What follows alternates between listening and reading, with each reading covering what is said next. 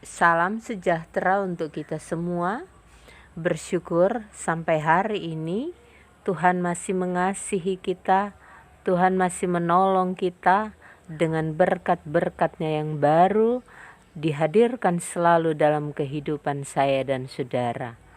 Mari sediakan waktu beberapa menit kita bersaat teduh, berjumpa dengan Bapa di sorga di dalam doa dan firman-Nya. Mari berdoa.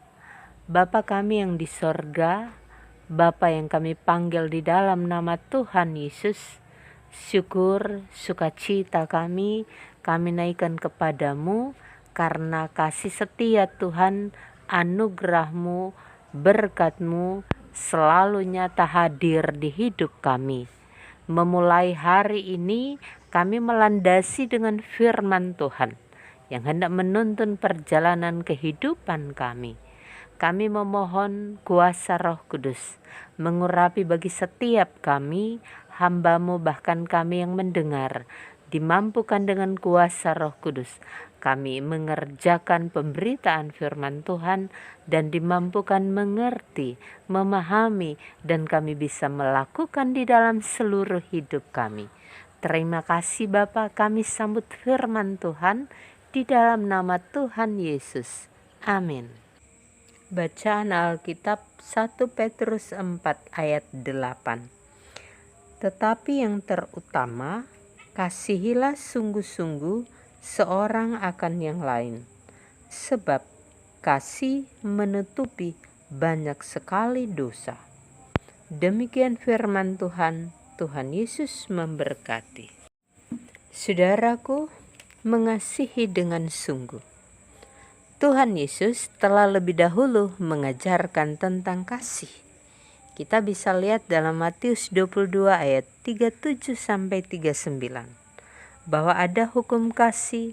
Kasihilah Tuhan Allahmu dengan segenap hatimu dan dengan segenap jiwamu dan dengan segenap akal budimu. Dan hukum yang kedua yang sama dengan itu adalah kasihilah sesamamu manusia seperti dirimu sendiri. Jelas sekali kasih itu diwujudkan kepada Allah dan kepada sesama manusia. Tetapi kenyataan dalam praktik kehidupan, kasih itu tidak berjalan sebagaimana mestinya. Terkadang kasih itu dibungkus oleh berbagai macam kepentingan. Seseorang begitu mewujudkan kasih kepada orang lain hanya karena kepentingan tertentu. Kasih kadang diwujudkan pada alamat yang tidak tepat. Seseorang begitu mewujudkan kasih kepada orang lain dengan berharap imbalan yang lebih besar. Misal, supaya dapat promosi dalam jabatan atau supaya untuk dipuji. Sehingga kasih itu tidak tulus. Saudaraku, penyalahgunaan pengertian kasih inilah disoroti oleh Rasul Petrus.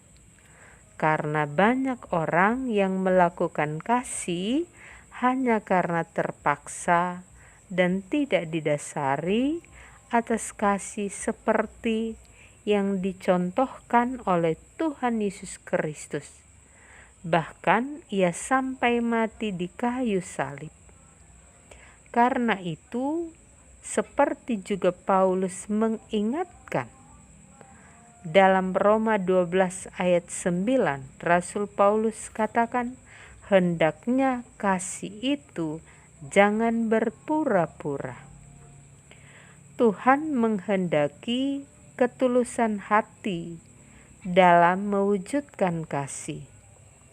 Sehingga ketika melakukan kebaikan kepada sesama manusia, bahkan kepada Tuhan, biarlah kita hanya berharap upah dari Tuhan yang akan membalaskan kasih kita kepada yang telah kita lakukan dengan sungguh-sungguh, apakah kepada sesama manusia atau kepada Tuhan.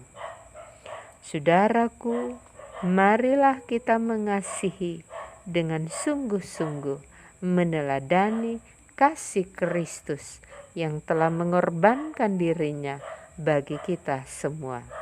Tuhan Yesus memberkati. Mari berdoa. Ya Tuhan Yesus, tolonglah kami, mampukanlah kami untuk mewujudkan kasih itu dengan sungguh-sungguh kepada sesama manusia, amat terlebih mengasihi Tuhan. Ya Tuhan Yesus, hari ini kami serahkan kehidupan kami ke dalam tangan-Mu.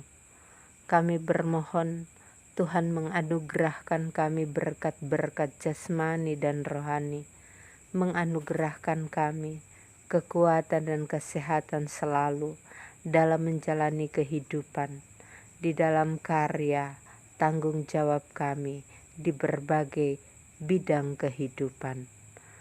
Tuhan Yesus, berkati semua usaha dan kerja yang kami lakukan untuk menjadi berkat dalam hidup. Bagi kami sebagai siswa mahasiswa dalam usaha menggapai cita-cita kami lewat pendidikan yang kami jalani, Tuhanlah yang memberikan kami keberhasilan selalu. Ya Tuhan Yesus, kami juga berdoa untuk saudara kami yang sedang sakit, di rumah sakit dan di rumah. Tuhan menolong mereka, di dalam nama Tuhan Yesus kami berdoa, mereka mendapat kesembuhan, mujizat Tuhan nyata. Kami berdoa saudara-saudara kami yang bergumul atas pergumulan hidup, penderitaan, masalah yang melilit kehidupan mereka. Kami percaya Tuhan kami hidup memberikan jalan keluar yang terbaik bagi umat-Mu yang mengharapkan pertolongan Tuhan. Terima kasih Bapa. Ini kami bawa kehidupan kami kepada Tuhan Sang Pemelihara yang kekal. Mohon ampun dosa dan pelanggaran di dalam nama Tuhan Yesus. Amin. Saudaraku, terima kasih. Selamat masuk hari yang baru. Tuhan Yesus memberkati. Shalom.